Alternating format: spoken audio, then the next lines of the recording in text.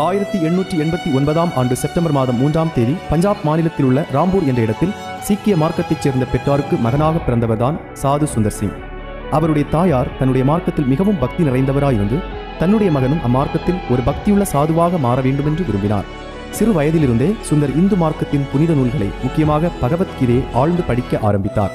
ஆவிக்குரிய வாழ்வில் திருப்தி காண வேண்டும் என்ற வாஞ்சையில் வீட்டில் அனைவரும் நித்திரைக்கு சென்ற பின் சீக்கியர்களின் புனித நூலாகிய கிரந்தத்தையோ அல்லது இந்துக்களின் புனித நூல்களையோ அல்லது முஸ்லிம்களின் புனித நூலாகிய குரானையோ படிப்பது சுந்தரின் வழக்கமாயிருந்தது.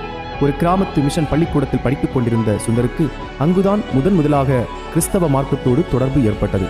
ஒருமுறை வேதாகமத்திலிருந்து வசனம் வாசிக்க சொன்னபோது அதை பகிரங்கமாக கிழித்து எறிந்தார். அதன் மூலம் கிறிஸ்தவ மார்க்கத்தை எதிர்க்கும் எல்லா மாணவர்களுக்கும் அவர் தலைவரானார். பின்பு அந்த பள்ளிக்கூடத்தை விட்டு பிரிந்து ஒரு அரசு பள்ளியில் சேர்ந்து படித்தார். தெருக்களிலும் பொது இடங்களிலும் நின்று பிரசங்கித்துக் கொண்டிருந்த மிஷனரிகள் மீது சேற்றையோ கற்களையோ வீசும்படி மற்றவர்களை ஏவிவிட்ட அவர் வேதாகமத்தை பலர் முன்னிலையில் தீயிலிட்டு கொளுத்துவதையும் தன்னுடைய வழக்கமாக கொண்டிருந்தார். இப்படியே போய்கொண்டிருந்த அவர் வாழ்வில் குழப்பம் ஏற்பட ஆரம்பித்தது. உண்மையான சமாதானத்தை அடைவது எப்படி என்று தனக்குத்தானே கேள்வி கேட்ட அவர், ஒன்றில் உண்மையான சமாதானத்தை கண்டுபிடிக்க வேண்டும், இல்லையென்றால் ரயில் முன் பாய்ந்து உயிரை மாய்த்து கொள்ள வேண்டும் என்று உறுதி எடுத்துக்கொண்டார். ஒரு நாள் அதிகாலையில் எழுந்து குளித்துவிட்டு, கடவுள் என்று ஒருவர் உண்டென்றால் உண்மை எனக்கு காண்பியும், உண்மையான சமாதானத்தை எனக்கு நீர் தர வேண்டும் என்று சொல்லி வேண்ட ஆரம்பித்தார். உடனே அந்த அறையில் பேரொளி வீசியது.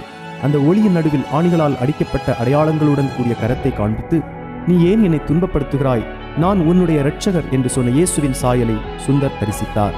எதிர்பாராத நேரத்தில் தனக்கு கிடைத்த இந்த தரிசனத்தில் அதிர்ச்சியடைந்த சுந்தரை ஒரு இனம் புரியாத மகிழ்ச்சி ஆட்கொண்டது. தான் நாடி தேடிக்கொண்டிருந்த ஆவிக்குரிய தாகமும் தணிந்தது. அவருடைய வாழ்க்கை முழுவதுமாக மாறியது. நேராக தனது தந்தையிடம் ஓடிச் சென்று தான் இயேசுவை சந்தித்ததையும் இனி இயேசுவையே பின்பற்றுவதாகவும் சொன்னார். அவர் தந்தை முதலில் அவர் சொன்னதை நம்பவில்லை. அவர் கிறிஸ்துவை பின்பற்றுவதை பார்த்த அவர் குடும்பத்தினர் அதை பார்த்து அதிர்ச்சி அடைந்தனர்.